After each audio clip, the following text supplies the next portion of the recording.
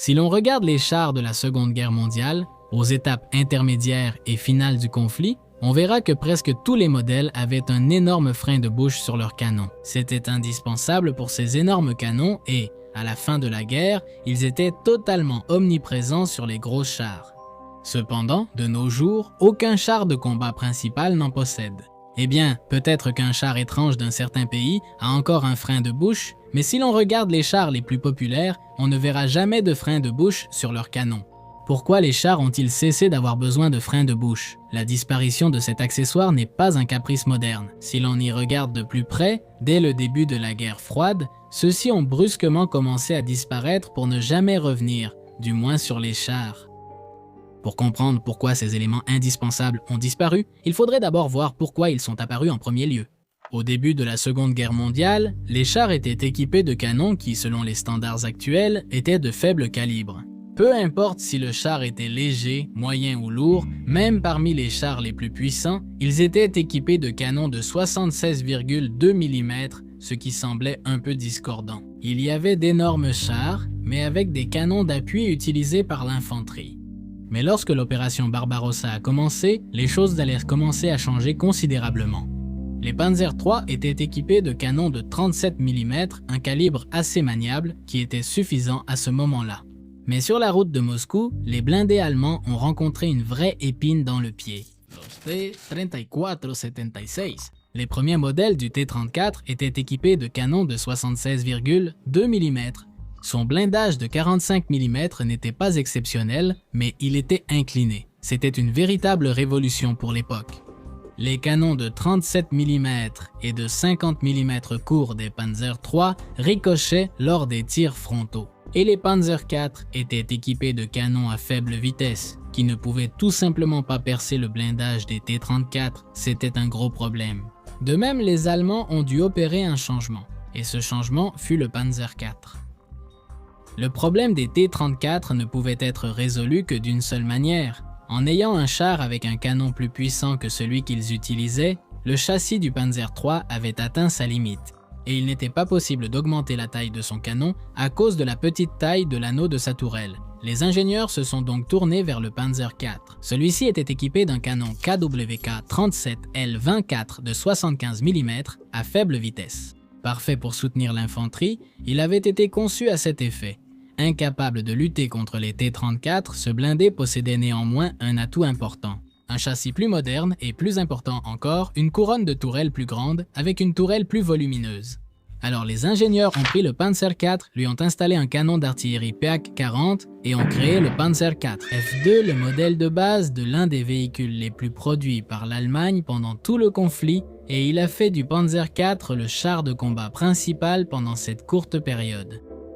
Installer un canon aussi grand sur un châssis aussi petit n'a été possible que grâce au frein de bouche du KWK-40 qui réduisait énormément le recul, permettant ainsi d'avoir un système hydraulique plus compact. Les Allemands ne se sont pas immédiatement rendus compte de l'impact de cette nouvelle invention. Bien que les freins de bouche soient courants dans l'artillerie, c'était la première fois qu'ils étaient utilisés sur un char, résolvant ainsi le blocage technologique qui empêchait d'installer de gros canons sur des chars moyens. Avant cette époque, augmenter la taille du canon impliquait également d'augmenter proportionnellement le châssis et la tourelle, non seulement pour supporter le canon, sino para estructuralmente soportar el enorme retroceso y además le système hydraulique qu'implique un canon aussi grand, ce qui rend le char intrinsèquement plus grand, plus lent et plus coûteux. C'est pourquoi les chars sont restés bloqués à 76 mm, mais maintenant il n'y avait plus de limite. Et ce petit morceau de métal allait inaugurer l'ère des chasseurs de chars et des géants lourds qui allaient nous offrir les batailles blindées les plus épiques de l'histoire. Historia. Mais pourquoi ce petit morceau a-t-il provoqué toute cette révolution? Les freins de bouche réduisaient le recul jusqu'à 50% dans certains cas particuliers. Chaque pièce était conçue pour réduire le recul selon les besoins de l'arme. Le but était de faire en sorte que la force de recul soit redirigée vers l'avant et non vers l'arrière.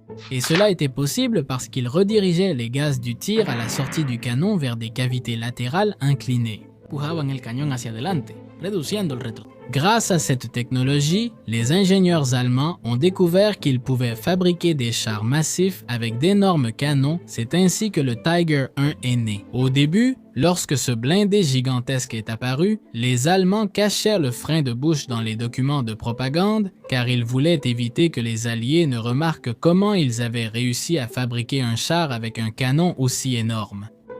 De plus, peu de temps après, les chasseurs de chars en casemate sont apparus, se libérant de la contrainte de la tourelle et repoussant encore plus les limites, faisant avancer les canons et dépassant les 100 mm jusqu'à ce que les Soviétiques deviennent fous et créent des monstres de 152 mm. Sans l'invention des freins de bouche sur les chars, les blindés de combat seraient restés bloqués aux 76 mm habituels et nous n'aurions pas eu les monstres que nous avons vus de longues années plus tard. Les freins de bouche étaient aussi variés qu'utilisés, mais tous peuvent être regroupés en 3 types principaux. Le premier était le frein de bouche actif. Ceux-ci avaient des surfaces internes à 90 degrés qui déviaient les gaz vers de grandes ouvertures latérales. Lorsque le projectile passait, les cavités faisaient en sorte que les gaz poussaient le canon vers l'avant au lieu de vers l'arrière, ce qui compensait le recul. Nous pouvons également voir les freins de bouche réactifs. Au lieu de faire percuter les gaz sur des structures angulaires pour générer une poussée, ceci permettait au gaz de s'échapper par des cavités inclinées vers l'arrière, générant ainsi une poussée vers l'avant. Enfin, nous avons les freins mixtes ou actifs-réactifs qui combinaient les deux méthodologies pour être encore plus efficaces. Choc des gaz sur des structures angulaires, ajouté à une évacuation inclinée vers l'arrière, provoquant une poussée vers l'avant. Maintenant, si ces pièces étaient si bénéfiques, pourquoi ne sont-elles plus présentes? Sur cette chaîne, nous avons vu de nombreux cas de technologies qui ont été perdus lors de la transition de la Seconde Guerre mondiale à la guerre froide. Et il y a toujours une raison précise, mais dans ce cas, il n'y a pas de raison particulière, mais plutôt une série de petits problèmes qui ont fait que, progressivement, les ingénieurs ont décidé de laisser de côté le frein de bouche au profit de meilleures technologies pour supporter le recul. Nous allons maintenant évoquer tous ces problèmes. En ce qui concerne les freins de bouche, ils sont extrêmement lourds. Par exemple, celui du Tiger pesait jusqu'à 60 kg. Ces 60 kg se trouvaient à l'extrémité du canon, donc le poids d'un frein de bouche est toujours difficile à gérer. En pensant, bien sûr, au stabilisateur du canon ou au mécanisme qui le déplace. Pendant la Seconde Guerre mondiale, ce n'était pas vraiment un problème puisqu'il n'existait pas de stabilisateur ou, tout simplement, les gros chars n'avaient même pas de tourelle. Mais c'est quelque chose à prendre en compte sur les chars plus modernes, parce que toujours, se busca tener la mayor precisión posible. Avec un frein de bouche, le canon devient plus long, ce qui complique la manœuvre du char en ville. Aussi, si ton char est conçu pour opérer aux côtés de l'infanterie, il ne faut absolument pas avoir de frein de bouche, c'est assez dangereux et désavantageux. Pour commencer, en redirigeant les gaz vers l'arrière, tu peux blesser les soldats qui se trouvent sur les côtés du char. De plus, la poussière générée par le souffle du tir, au lieu d'aller vers l'avant, va vers l'arrière, ce qui oblige les soldats à agir comme si quelqu'un avait lancé une grenade à gaz à côté du char. Une raison encore plus déterminante a été l'apparition des munitions sabot APFSDS. Celles-ci ressemblent à une flèche, sauf qu'elles sont faites de tungstène, et elles sont enveloppées dans une gaine qui se détache une fois que le projectile quitte le canon. Ce processus de séparation est d'une précision extrême. Toute variation inhabituelle réduit considérablement la précision du projectile final. Le frein de bouche est pratiquement une source de variation dont de nombreux concepteurs de chars ont tout simplement décidé de se passer. Alors, les freins de bouche n'étaient-ils pas indispensables pour avoir un grand canon? Eh bien oui, mais cela, c'était pendant la Seconde Guerre mondiale. Pendant la guerre froide, la qualité des suspensions des chars, des systèmes hydrauliques et aussi des matériaux du châssis s'est énormément améliorée. Par exemple, l'une des raisons les plus importantes d'avoir un frein de bouche était de réduire la course du canon lors du recul. Ahorrando espacio en la torreta. Ce n'est plus aussi nécessaire dans les chars modernes qui ont des systèmes hydrauliques plus compacts et modernes. Le frein de bouche est devenu de plus en plus dispensable car on n'est plus aussi limité par l'espace comme durant la Seconde Guerre mondiale. La modernisation des munitions, des mécanismes de fonctionnement du canon, ainsi que des paradigmes de combat a simplement fait qu'il n'était plus aussi avantageux d'avoir 60 kg supplémentaires au bout du canon. Comme je l'ai dit plus tôt, il n'y a pas eu de raison particulière qui ait pu provoquer sa disparition, mais il a plutôt eu tendance à disparaître avec l'avancée de la technologie. Avec l'apparition d'alternatives tout aussi efficaces, il a peu à peu cessé d'être aussi avantageux de les avoir en tenant compte de leurs avantages et de leurs inconvénients.